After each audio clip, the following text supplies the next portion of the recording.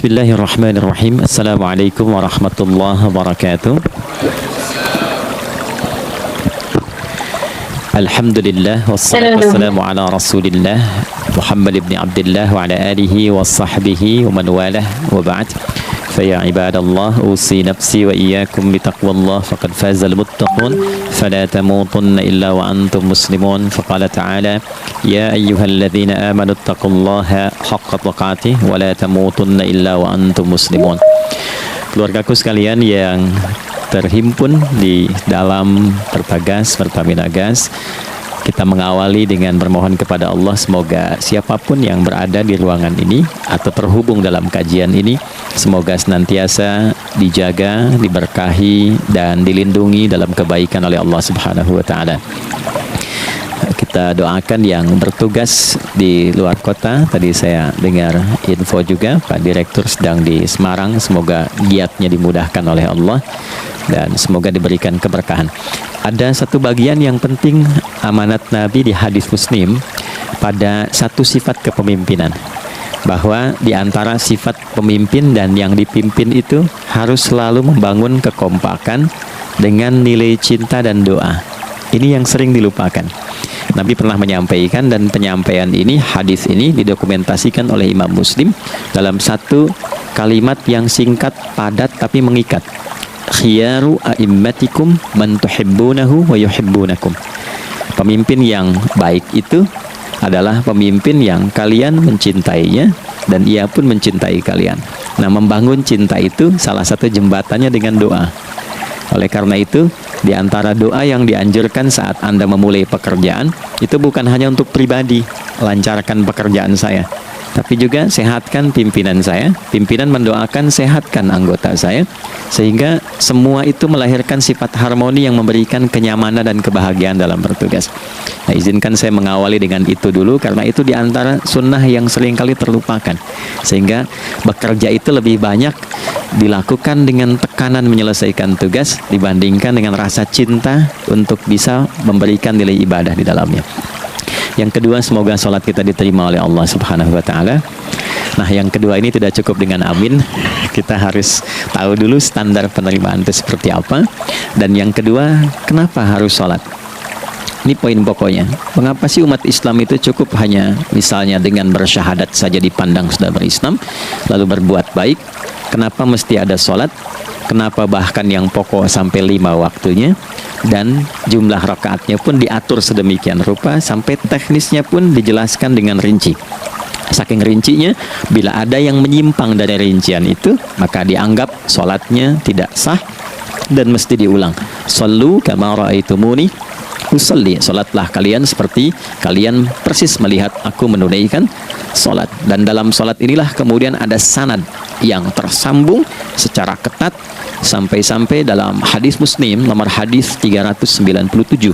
Demikian di Al-Bukhari juga diabadikan di nomor hadis 757 oleh sahabat Abu Hurairah. Sanadnya tersambung kepada Khalad bin Rafi Az-Zuraiti, seorang yang sholat di samping Nabi tapi bermasalah sholatnya. Lalu Nabi meminta beliau untuk mengulangi sholatnya sampai 3 kali peristiwa itu, hingga beliau berkata, ya Rasulullah au kama qala alimni ma uhsinu ghairah. Ya Rasulullah, tolong ajarkan kepadaku karena aku tak punya pengetahuan lebih dibandingkan dari apa yang telah aku kerjakan. Nah, dari dasar ini melahirkan satu pertanyaan kritis, ya, dan juga perlu argumentasi yang kuat secara syariah mengapa kita menunaikan ibadah sholat. Baik teman-teman sekalian, karena waktu kita sangat padat, ya, kita manfaatkan sebaik-baiknya. Saya mohon izin, kajian kita akan lebih fokus kepada inti materi sehingga manfaatnya lebih banyak kita dapatkan. Salat satu-satunya amalan di dalam Islam yang mencakup 4 bagian pokok dalam beragama. Jadi ketika seseorang menetapkan dirinya beragama dan ciri satu nilai agama itu bernilai benar, ya, dalam nanti kalau kita mau komparasikan atau kita riset, itu ciri pokoknya ada 4. Satu, ada aspek namanya aspek keyakinan, ya, tauhid atau akidah. Nggak mungkin kan beragama kalau nggak yakin. Ya, karena itu pasal 29 ayat kedua itu mengandung nilai keyakinan. Negara menjamin kemerdekaan tiap-tiap penduduk untuk memeluk agamanya masing-masing dan beribadah menurut agama dan kepercayaannya. Itu. Ya, jadi nggak mungkin kita bisa menghasilkan nilai kepercayaan dan ibadah kalau tidak ada unsur keyakinan. Atau bahasa kitanya disebut dengan iman. Ya. Nah, iman itu nanti juga dipaku dalam setiap nilai kebangsaan di konteks Negara Kesatuan Republik Indonesia. Ini yang paling membahagiakan. Jadi mau jadi pegawai apapun itu syarat, ya, salah satu syarat yang melekatnya beriman dan bertakwa kepada Tuhan Yang Maha Esa, gitu kan? Ya, kemarin saya di BPK itu ada 11 bab Romawi, 40 pasal. Ya, di bab yang keempat pasal 13 tentang pemberhentian dan pengangkatan itu ada 11 poin A sampai K. Di poin B yang keduanya, syarat menjadi bagian dari anggota BPK itu beriman dan bertakwa kepada Tuhan Yang Maha Esa. Baik, di Undang-Undang Pendidikan Sisdiknas nomor 20 tahun 2003 itu kalau kita baca dari poin menimbang ada 4, di poin B-nya saja sudah ada iman. Ya, Undang-Undang Dasar 1945 mengamanatkan pemerintah mengusahakan satu sistem pendidikan, ya, nasional yang meningkatkan keimanan dan ketakwaan pada Tuhan Yang Maha Esa serta akhlak mulia, baru mencerdaskan kehidupan bangsa. Ya, secara singkat, satu, agama dianggap benar kalau ada doktrin keimanan, ada akidah, ada tauhidnya. Yang kedua, ada ibadahnya. Ya, sebagai pembuktian kita beriman, buktinya apa? Ya kan? Saya beriman kepada Tuhan, kita tetapkan, misalnya Allah. Apa pembuktian keberimanan kita kepada Allah? Ya, kan pembuktiannya itu mesti diwujudkan dalam bentuk sikap. Sikap itulah yang disebut dengan ibadah. Nah, konsepsi ini ada di Quran surah ke-20 Thaha di ayat ke-14. Innani anallahu la ilaha illa ana fa'budini. Allah. Ya, sungguh aku tegaskan bahwa akulah Allah, satu-satunya Tuhan yang layak dipertuhankan dan disembah. Ketika Anda mempertuhankan aku, fa'budni, maka buktikan kebertuhananmu kepadaku dengan menyembahku. Karena itu namanya Allah punya dua arti. Satu yang dipertuhankan, kan? Ilahun wahid. Yang kedua yang disembah. Ya, jadi yang dipertuhankan dan disembah. Oke. Tiga. Yang ketiga harus punya unsur praktikal atau implementatif dalam interaksi kehidupan. Ya, jadi bukan cuma nyembah Tuhan, bimbingan kehidupannya apa? Implementasi dari ibadah itu. Ya, ciri umat beragama itu kan bukan hanya sekedar saya yakin, beriman, saya ibadah. Terus bukti ibadah itu dibawa dalam berinteraksi hariannya seperti apa wujudnya. Ya, makanya ketika dulu orang itu jujur, orang itu bangga dengan kejujurannya bukan sebagai orang jujur, tapi sebagai muslim. Jadi ketika ditanya, "Kenapa Anda jujur?" "Karena saya muslim." Ketika ada seorang penggembala di Sahara yang sangat gersang, diuji oleh Umar bin Khattab, ingin diambil kambingnya, kan kisahnya viral kan? Baik ya? "Oh, tapi ini bukan punya saya. Bilang aja pada tuan Anda kalau kambingnya hilang satu dimakan serigala. Lantas di mana Allah?" Jawaban itu yang menggetarkan kepada jiwa. Jadi kebenaran yang diungkap dengan sikap kejujuran itu implementasi nilai beragama. Nah, jadi praktek ibadah ada di muamalah. Oke, satu akidah dibuktikan lewat ibadah, ibadah diimplementasikan dalam muamalah. Itulah sebabnya nanti seluruh bagian tubuh kita ketika digunakan untuk bersifat dan bersikap itu ada tuntunan iman di dalamnya. Oke, misal saya tanya begini ya, ini mukaddimah ya, kita belum mulai nih. Saya tanya gini, apa fungsi mata? Tuh kan, sudah keliru kan? Nah, kalau hanya melihat, hewan juga melihat. Ya, coba kambing melihat, ya kan? Elang melihat. Lalu apa bedanya fungsi mata kita dengan mata hewan? Ternyata ketika kita meriset ayat-ayat Al-Quran terkait dengan fungsi tubuh kita, itu rata-rata dibuka dengan iman dulu. Quran surah 24, surah Cahaya, ayat 30 untuk laki-laki, 31 untuk perempuan. Qul lil mu'minin, ya Muhammad katakan, viralkan pada pria-pria yang menyatakan dirinya telah beriman. Yaghuddu min absarihim, gunakan pandangannya itu yang dibimbing oleh imannya untuk melihat yang baik saja menurut standar imannya. Jadi kalau menurut imannya tak baik, gak boleh dilihat. Karena itu ketika Anda sudah mengatakan asyhadu an la ilaha illallah, asyhadu anna Muhammad Rasulullah, kalimat itu dari lisan turun ke hati, itu jadi cahaya ke bagian tubuh kita. Makanya ketika Anda melihat, itu ada cara pandang tertentu yang dibimbing iman, standarnya beda dengan tanpa iman. Kalau nggak ada iman, semua mungkin terlihat. Tapi ketika ada iman, hati kecil Anda akan bicara, ini nggak baik. Palingkan. Nah, memalingkan dari yang tak baik menurut iman, itu namanya ghaddul basar. Oke, perempuan juga begitu, setara. Wa kullil mu'minati yaghdudna min absarihinna. Dan katakan pada setiap perempuan yang menyatakan dia beriman, maka gunakan pandangan itu dengan bimbingan imannya. Ketika tak baik menurut imannya, palingkan. Ya, Anda lihat kajian di YouTube, terus ada iklan kan? Terus menurut standar iman nggak bagus, itu otomatis akan nggak suka itu. Ya, pasti dipalingkan. Ya. Karena kalau naik pesawat tuh ya, tugas keluar tuh, pertagas tugas keluar. Kalau pramugari lagi demo tuh yang dilihat pramugarinya apa demonya tuh. Nah, iman itu akan bekerja di situ tuh. Ya, palingkan tuh. Nah, sama dari mata turun ke, jangan langsung ke hati aja, ke lisan dulu kan. Ya, ke mulut kan. Itu mulut tuh ketika digunakan fungsinya, imannya disebut dulu. Ya, Quran surah 49 ayat 11 misalnya, ya ayyuhalladzina amanu, imannya dulu, la yaskhar qaumin qaum. Ayat 12-nya la yaghtab ba'dukum ba'dha. Hai orang-orang yang telah menyatakan beriman. Kalau pakai alladzina disebutkan 1080 kali dalam Al-Qur'an, itu kalimatnya diksinya singkat, padat, mencakup semua tanpa sekat. Oke, jadi kalau laki-laki, perempuan, tua, muda, besar, kecil, beda strata, duniawi, itu semua tercakup di dalamnya. Hei semua yang telah menyatakan beriman, gunakan imanmu untuk membimbing lisanmu bertutur. Kalau masih merasa punya iman, jangan gunakan lisan untuk mencela, merendahkan orang, untuk bergibah, membuat hoax. Didetilkan oleh Nabi, kalimatnya jelas, man kana yu'minu billahi wal yaumil akhir falyakul khaira aw liyasmut. Siapapun. Nah, dari alladzina ketika dirinci pakai man. Ya, man itu bentuk tunggal, ya, personal, tapi maknanya general. Jadi kalau Anda, saya, kita baca ayat atau hadis ada man, posisikan Nabi sedang bicara ke kita. Ya, hei adi hidayat tuh, posisikan Nabi bilang gitu tuh. Kalau engkau merasa beriman sama Allah dan yakin dihisab di hari kiamat, jaga lisanmu. Katakan yang baik dengan bimbingan imanmu, tak mampu engkau diam. Jadi cukuplah suami istri itu menggunakan satu hadis ini, pasti sakinah itu muncul dalam kehidupan rumah tangganya. Ya, itulah sebabnya kenapa sakinah didahulukan dibanding mawaddah. Hati-hati ya, Mbak, walaupun namanya sakinah, nggak ada ini nggak akan datang tuh ketenangan tuh. Ya, ada yang tahu nggak rahasianya? Kenapa sakinah duluan dibanding mawaddah? Ya, 5 juta. Ya, waktu habis karena padat sekali. Maddah jamaknya mawaddah, rasa kasih yang tumbuh dari pemberian materi. Jadi kalau rumah tangga itu ingin cenderung pada kebahagiaan, boleh berbagi dengan materi. Ya, istri cemberut, ya, Anda datang dengan senyuman, sayang, kenapa? Ya, ini emas 2 kilo, ya. Nah itu pasti sehat lagi tuh.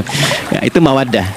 Tapi maaf, walaupun Anda mapan bekerja, harta cukup melimpah, ruah, tapi tidak ada ketenangan di rumah tangga, tidak ada sakinah, maka hampa kehidupan rumah tangga itu. Itulah sebabnya kenapa di Quran sakinah lebih dulu dibandingkan dengan mawaddah. Saya tanya ibu deh, ibu pilih mana? Kaya tapi gelisah atau miskin tapi tenang? Oke. Saya paham itu. Saya paham. Suami juga sepakat semuanya. Artinya apa? Kita nggak bisa menghilangkan unsur ketenangan. Oke, itu hanya pembuktian argumentatif ya, supaya kajiannya lebih kepada argumen. Jadi ada akidah terkorelasi dengan ibadah, implementasinya di aspek muamalah. Nah, nanti cara bermuamalahnya diatur lewat akhlak namanya. Bagaimana bermuamalah yang baik? Kan Anda, maaf ya, berekspresi kepada pimpinan dengan kawan kan berbeda. Oke, kepada orang tua dengan anak kan lain. Nah, yang mengatur interaksi kita sehingga terjalin harmoni yang baik, itulah yang disebut dengan akhlak. Nah, 4 poin inilah yang menjadi inti dakwah Nabi SAW ketika diutus oleh Allah Subhanahu wa Ta'ala. Memastikan 4 ini bisa optimal kita lakukan dalam kehidupan. Bonusnya yang kelima, selalu meningkatkan inovasi sehingga selalu mendapatkan hal baru dalam kehidupan. lima ini digabungkan di Quran surah kedua Al-Baqarah di ayat 151. Kama arsalna fikum rasulam minkum yatslu alaikum ayatina. Satu. Oke, wa yuzakkikum. Dua, akhlak. Wa yuallimukumul kitaba. Tiga, wal hikmah. Empat, lima, wa yuallimukum ma lam takunu ta'lamun. Kelima-limanya ini digambarkanlah dalam bentuk ibadah yang melatih kita sebagai pondasi awal menuju dan memantapkan lima hal ini, yaitu sholat. Itulah sebabnya kenapa sholat yang pokok dilakukan 5 waktu dalam sehari untuk mewujudkan 5 hal ini dalam kehidupan, dan satu-satunya ibadah yang mengumpulkan 5 aspek ini dalam prakteknya hanya sholat. Hanya sholat. Oke, mari kita detilkan, kita rinci, dan di sini kita akan mulai kajian kita. Tadi mukadimah ya. Baik, kita punya 30 menit. Wah, padat sekali. Bismillahirrahmanirrahim. 1. Salat adalah perwujudan iman seorang hamba. Karena itulah kalimat salat pertama kali disebutkan dalam Al-Quran, itu letaknya setelah kalimat iman. Al-Baqarah ayat 3, alladzina yu'minuna bil ghaibi wa yuqimunas shalah. Orang-orang yang telah menyatakan beriman dan konsisten menjaga imannya. Beda alladzina amanu dengan yu'minun.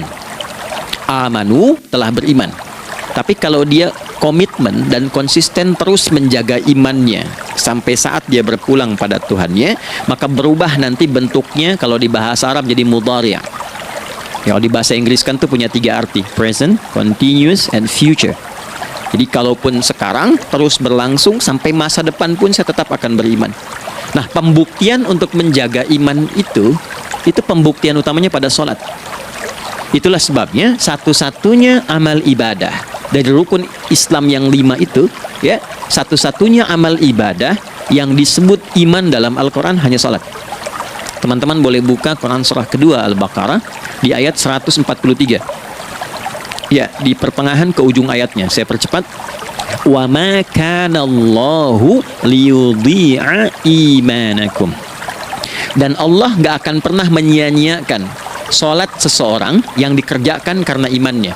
Ayat ini turun, ketika ada terjadi pergantian arah kiblat dari yang tadinya semula ke Masjidil Aqsa, lalu berputar 180 derajat, beralih ke Masjidil Haram. Nabi sedang berada di luar Madinah. Madinah tempo dulu wilayahnya nggak seluas cakupan sekarang. Oke, kalau diilustrasikan area sekitaran Masjid Nabawi sekarang itulah Madinah lah. Di luar itu sudah di luarnya. Nah, Nabi sedang sholat, riwayatnya banyak menyebutkan, ada yang mengatakan zuhur, ada asar, ada maghrib. Di pertengahan itu turunlah Al-Baqarah ayat 144. Qad nara taqalluba wajhika fis sama' falanuwalliyannaka qiblatan tardaha fawalli wajhaka syatral masjidil haram.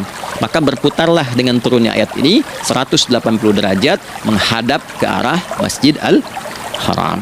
Problemnya adalah ketika Nabi dan pengiring beliau kembali ke Madinah, area Masjid Nabawi, kan nggak semua masyarakat ikut. Maka virallah informasi itu bahwa kiblat telah beralih ke kiblat awal, yaitu Ka'bah Al-Musyarrafah. Maka penduduk panik pada saat itu. Status sholat kami yang tadi dikerjakan bagaimana? Karena sedang nggak bisa diulang, sudah pindah waktu. Maka turunlah kemudian firman Allah yang Al-Baqarah 143 itu, wa ma kana Allahu liyudhi'a imanakum. Karena engkau mengerjakan sholat itu dengan imanmu, maka Allah nggak menyia-nyiakan imanmu itu. Maksudnya apa? Walaupun arah kiblatnya tidak tahu mengarah kepada sisi yang belum berubah, tetap dihitung pahalanya sempurna karena imannya. Nah, ini nanti yang menjadi landasan turunnya Al-Baqarah ayat 115. Walillahil masyriq wal maghrib fa aynama tuwallu fathamma wajhullah. Kalau Anda sedang tugas nanti di lapangan, lalu sulit menemukan arah kiblat, aplikasi susah karena sinyal nggak masuk misalnya, oke, kemudian juga matahari agak remang-remang sehingga sulit untuk terlihat patokannya, maka dengan keyakinan, dengan iman itu, menghadaplah ke arah yang kita yakini, maka berlakulah Al-Baqarah 115. Di saat itu diterima amal ibadah kita sama dengan yang menghadap kiblat dengan dasar imannya. Oke, nah pengertian terbaliknya, mafhum mukhalafahnya, maka Nabi mengatakan, al-farqu bainal mu'min wal kafir tarkus shalah. Beda antara orang yang beriman dengan yang belum beriman adalah pada sholatnya. Jadi kalau ada orang mengatakan sudah beriman dan tidak menunaikan sholat, ini artinya keimanannya belum diakui sepenuhnya oleh Allah Subhanahu wa Ta'ala. Jelas ya? Halo, kenapa sedih begini? Maaf, saya terlalu cepat nggak? Nggak ya? Baik. Jadi dalam poin ini penting pembedanya di sholat. Itulah sebabnya kenapa dari kecil kan, usia sekian, dari mulai 3 ke arah 7 tahun contohkan. Ya, orang tuanya sholat bentangkan sejadah. Kalau bisa, kalau anak sudah mulai suka tuh kasih model sejadah yang anak-anak sukai bentuknya. Ya, dulu ada anak saya senang model mobilan.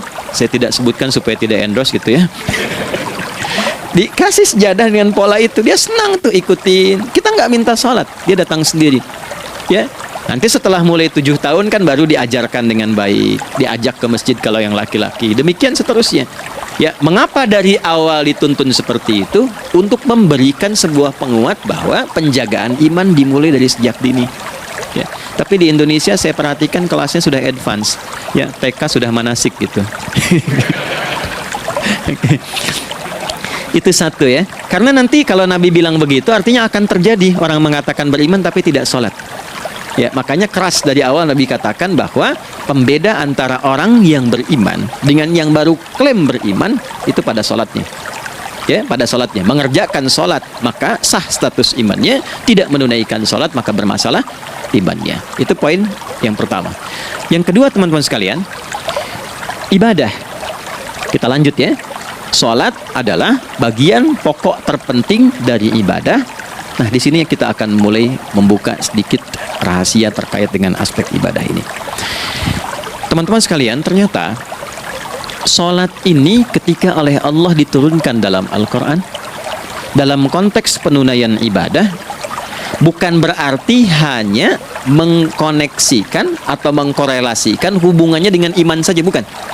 Karena saya beriman, saya buktikan ibadah nyembah Allah lewat sholat.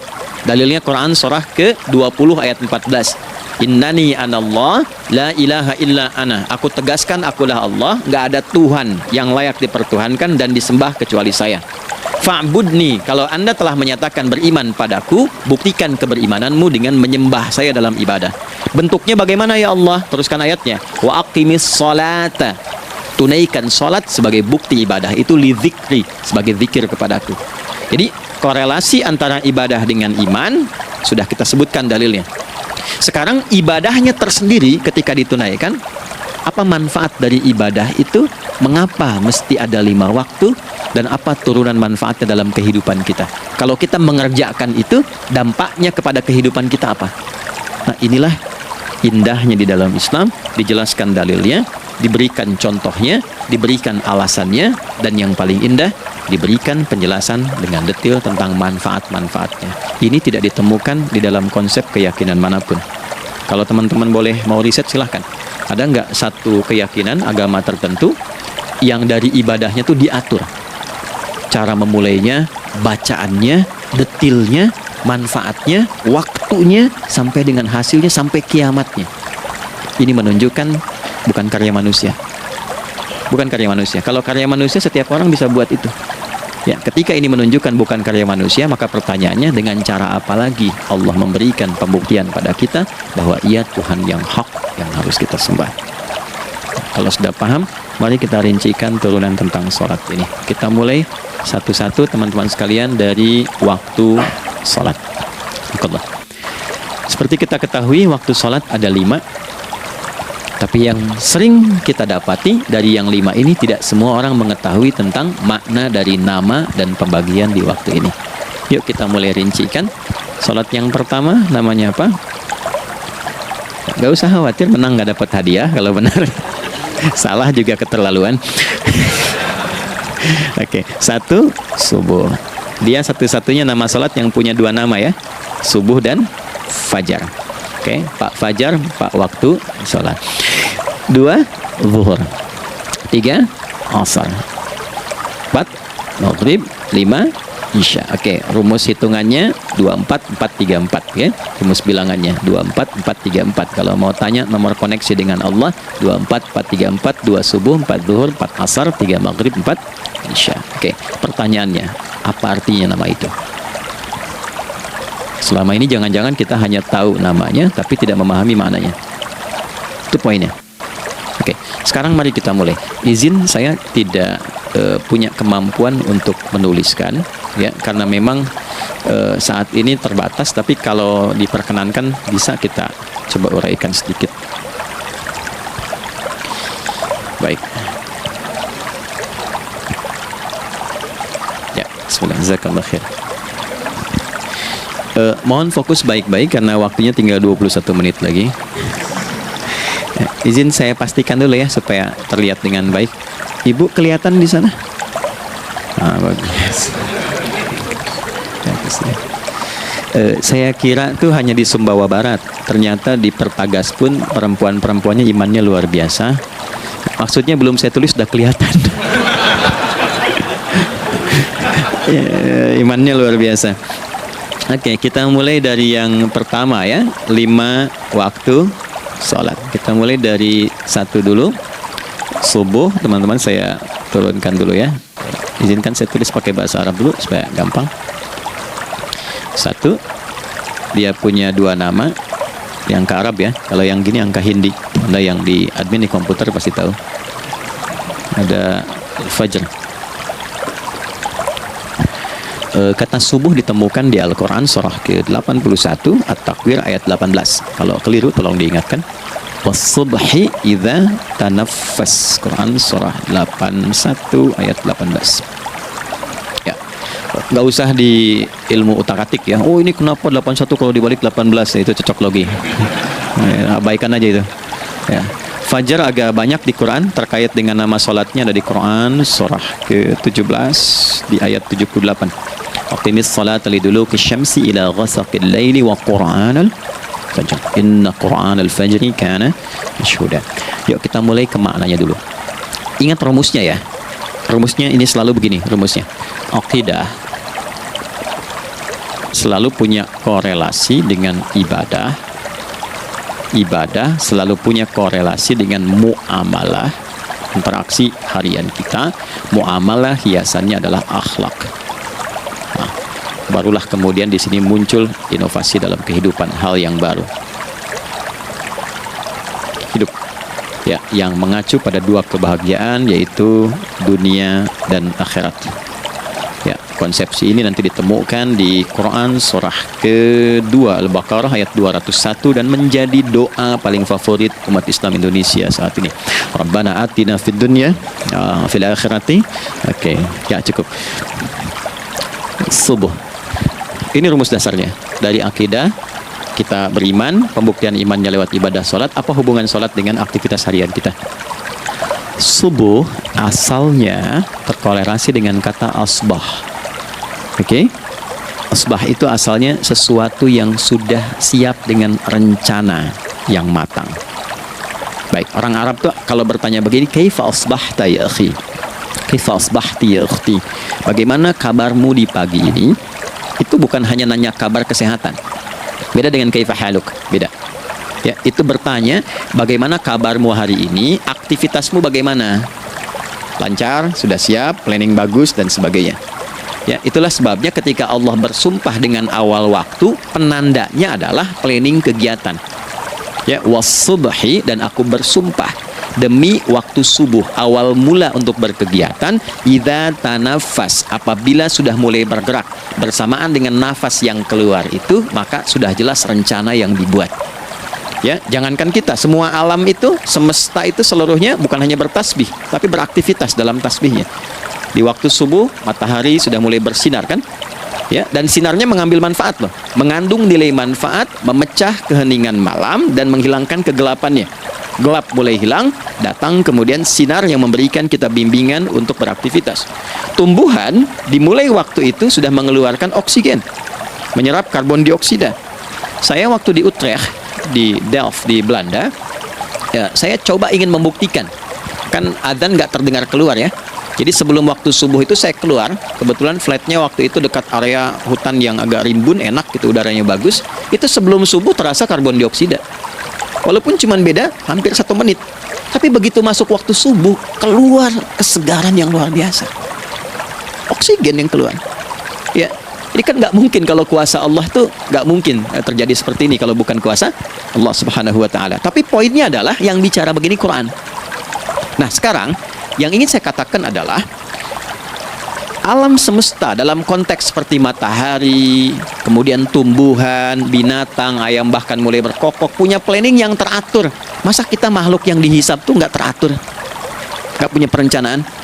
Maka subuh itu mengajarkan kepada kita jangan sampai ada orang Islam yang punya keimanan lalu menunaikan sholat. Diajarkanlah oleh Allah setiap masuk subuh itu harus punya agenda yang jelas, planning yang terukur. Jangan terjadi mengaku muslim, beriman, tapi nggak jelas perencanaan hidupnya. Jam 7 mau di mana? Jam 8 kerjakan apa? Anda dari sini ketemu 7 ke 4 atau setengah 8 ke setengah 5, 8 jam kerja. Oke? Berangkat jam berapa? Petakan di jalan macetnya di sebelah mana? Ukur sampai kantor tiba jam berapa? Apa yang mau dikerjakan di kantor? Itulah Islam, itulah subuh. Sehingga tidak ada satupun orang Islam di era Nabi mengajarkan beraktivitas kecuali terukur dan teratur. Bahkan Nabi memulai itu evaluasinya di malam hari. Sehingga turun di antara surah Al-Insyirah itu ada ayat yang tegas mengatakan di ujungnya فَإِذَا فَرَغْتَ فَانْصَبْ. Evaluasi yang telah berlalu di malam hari, evaluasinya menyeluruh sampai ke zikirnya. Dicatat nih. Ya, aku hari ini secara spiritual itu, mohon maaf, sholat jamaahnya berapa waktu tuh? Dari 5. Oke? Misalnya dari 5 itu cuma 4, berarti koreksi ada yang kurang. 1, ya. Yang kedua, secara intelektual sudah berapa bacaan yang dibaca saat ini, ilmu yang ditingkatkan, mensyukuri anugerah akal dan sebagainya. Bekerja sempurna enggak? Turunkan ibadahnya bagaimana? Ketika ada yang kurang, istighfari. Ya, sebagai seorang ayah, ada nggak sesuatu yang salah yang dilakukan belum sempurna?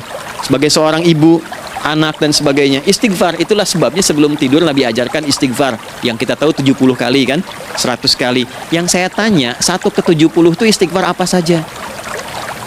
Apakah hanya bilangan di lisan? Atau dari lisan diingatkan oleh pikiran, ditembuskan ke hati?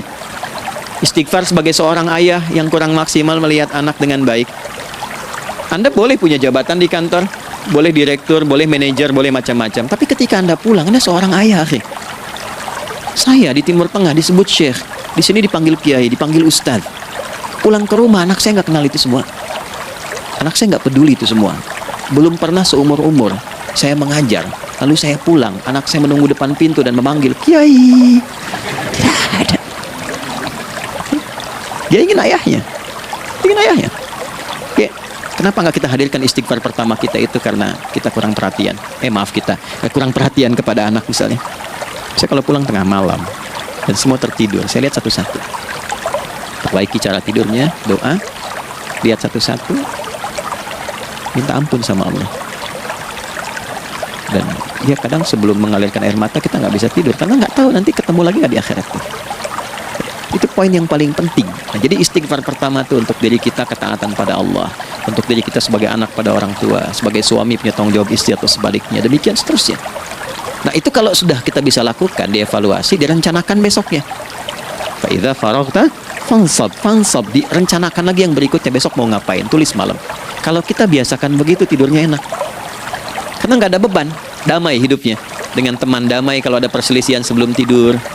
Ya, jadi nggak ada orang mengigau itu masalah-masalah kehidupan dunia yang belum tuntas. Ini dunia saat terjaga bermasalah, saat tidur pun masih bermasalah. Gara-gara kamu nih, kapan istirahatnya? Ya. Nah, ketika kita bangun dari subuh itu, maka rencana yang sudah kita siapkan itu, teman-teman sekalian, dibawa menghadap Allah supaya minta kemudahan, minta kelancaran, minta pendampingan, minta bimbingan. Itulah sebabnya kita dipanggil sholat di awal waktu, supaya rencana yang sudah kita siapkan itu minta taufiknya, persetujuan dan perlindungan dari Allah.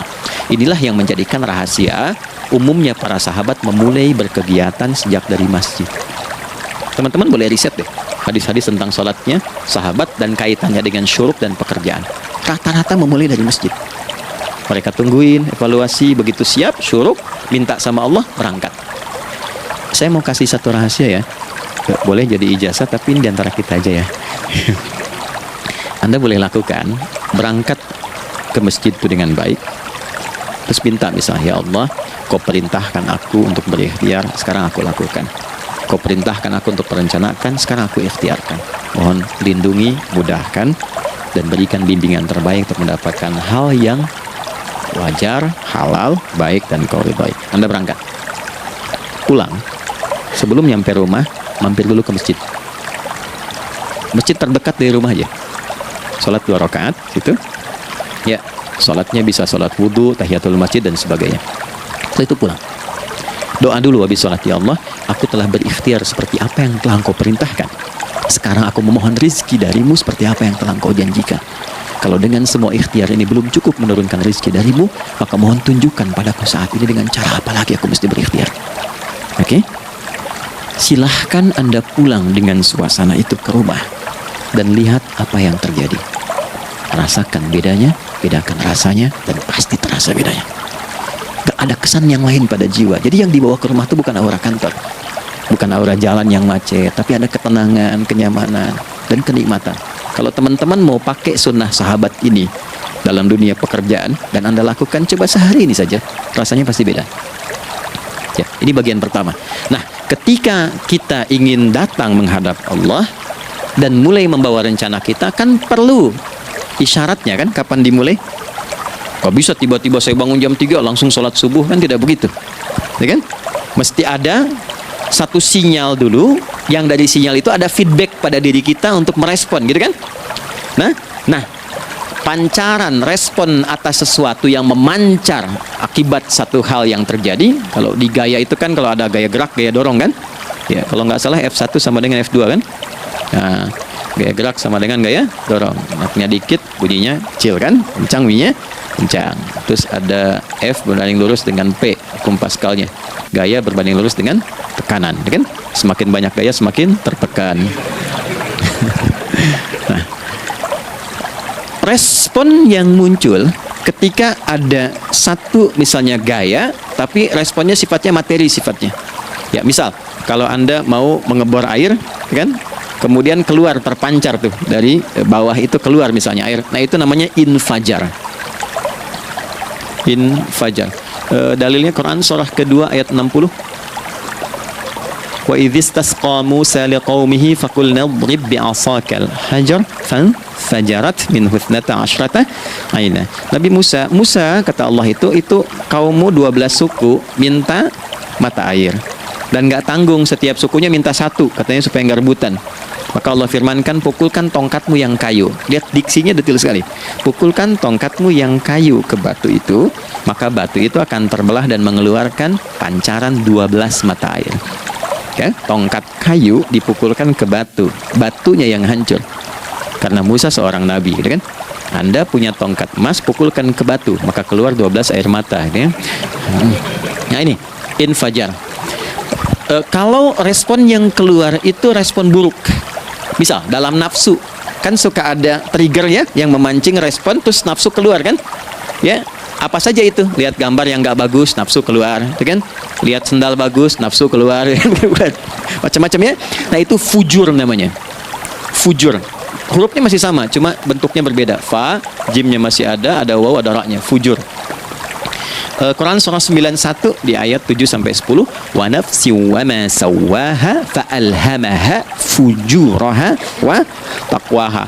Fujur tembus ke nafas, nafas memerintahkan yang buruk disebut su. Nafas ketemu su jadi nafsu. Makanya nama lain fujur itu nafsu. Dalilnya Quran surah 12 ayat 53. Wa ma ubarri'u nafsi innan nafsa la'ammaratun bisu. Ya, la'ammaratun bisu'i illa ma rahima rabbi. Oke, nafas ketemu su. Teruskan. Tapi kalau pancarannya pada sifat yang baik. Oke? Membelah sesuatu yang gelap menjadi baik, terbuka, memancarkan respon panggilan yang baik, maka berubah katanya menjadi fajar. Oke? Matahari diperintahkan oleh Allah, diperintahkan membelah kegelapan malam. Keluarlah sinar pertamanya, disebutlah fajar. Kenapa? Karena ada respon kebaikan keluar darinya. Baik, perhatikan baik-baik Quran surah kedua ayat 187. Wa kulu washrabu hatta yatabayyana lakumul khaytul abyadu minal khaytil aswadi minal fajr. Itu untuk matahari. Kita lagi tidur enak-enak, sudah nyiapin rencana malam-malam. Tiba-tiba ada panggilan. Allahu Akbar, Allahu Akbar. Itulah tandanya hati kita mengkonfirmasi iman kita dalam diri kita. Cepat, sudah azan. Pernah begitu? Nah, konfirmasi itulah dalam bahasa lain yang disebut dengan fajar namanya. Datang. Jadi waktunya matahari membelah disebut dengan fajar, konfirmasinya pun disebut dengan apa? Fajar. Ya, jadi bersamaan waktunya dengan dua hal itu, datanglah panggilan. Itu yang dimaksud Quran, hubungan iman dengan konfirmasinya sampai ke sholatnya ada di Quran surah 8 ayat 2. Innamal mu'minuna iman alladzina idza dzukirallahu adzan wajilat qulubuhum iman. Jadi begitu ciri iman itu ada dalam jiwa, dipanggil lewat adzan, kan? Allahu Akbar, langsung merespon, ya Allah sudah adzan. Walaupun setelah adzan ada lagi getaran, baru adzan belum qomat gitu kan. Nah, misal ya. Nah, tapi inilah fajar. Jadi maksudnya rencana Anda ini agak jarang dibahas ya. Mohon maaf, ilmu ini agak jarang. Jadi jangan Anda bilang saya bid'ah, bukan. Ya, bukunya ada, referensinya ada. Cuman karena jarang dikaji, jangan sampai kekurangan pengetahuan menghukumi yang tahu jadi salah gitu. Ini poinnya. Jadi saya kalau bahas satu masalah itu bukunya saya kumpulkan.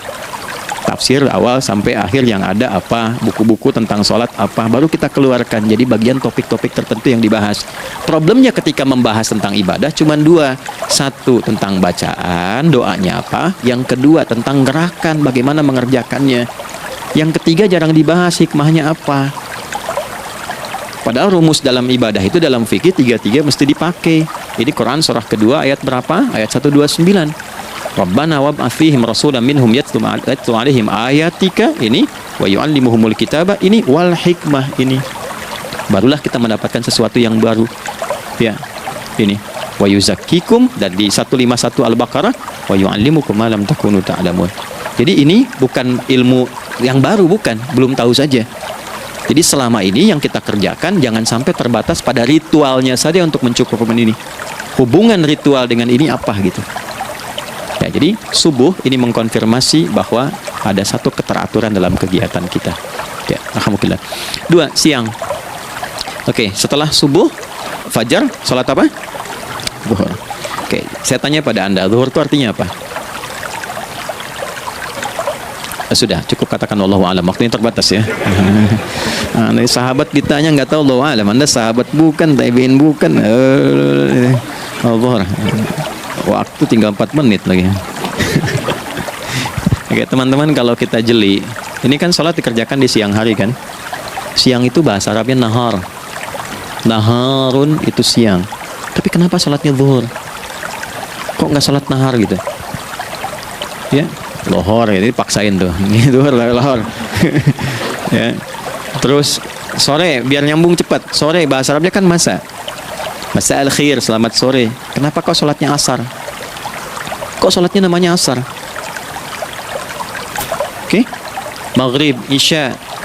Isya kan malam kan? Kenapa nggak lail? Lail itu kan malam. Kalau ada yang istimewa di malamnya, itu lailah namanya. Makanya ketika turun Al-Quran disebut Lailatul Qadar. Karena malamnya istimewa. Beda, lail dengan lailah itu beda. Lail itu waktu malam, lailah ada yang istimewa di malam itu. Ya. Jamaknya lail, layali, lela, lili, lala, itu malam. Ibu lili, ibu malam-malam ya. Zuhur artinya jelas, terang. Ada izhar, dibaca dengan jelas, terang, gak boleh dengung. Man amana, itu kan? Ya. Min husni, harus jelas. Ya, ada a, jelas. Zuhur kenapa disebut zuhur? Untuk evaluasi kegiatan kita dari setengah hari. Sudah jelas belum hasilnya? Ya, Anda punya rencana di sini, evaluasi di siang. Jelas gak hasilnya? Pekerjaan Anda yang sekarang diamanahkan dari pagi jam 7 sampai sekarang, evaluasi dulu. Dicek, jangan cuma ditinggalkan. Oke, saya sedang kerjain, tinggalin dulu sholat. Bukan begitu. Ketika akan sholat, Anda cek dulu. Dari ke siang itu tengah hari, bagaimana hasilnya? Ada yang perlu disempurnakan nggak? Ya, ketika ide-idenya mulai mentok, ada yang belum selesai, datang dulu sholat, tenang lagi. Saat tenang itulah dirumuskan kembali pelan-pelan. Kan lumayan dari jam 12 sampai jam 1. Diisi dengan baik, dilihat. Itu baru dunia ini. Kan kita ngejar ini juga. Karena nanti ayat 200-nya ada yang cuma ngejar ini. Wa minan nasi may yaqulu rabbana atina fid dunya. Bukan, kalau nggak hafal diam aja. Wa minan nasi may yaqulu rabbana atina fid dunya wa ma lahu fil akhirati min khalaq.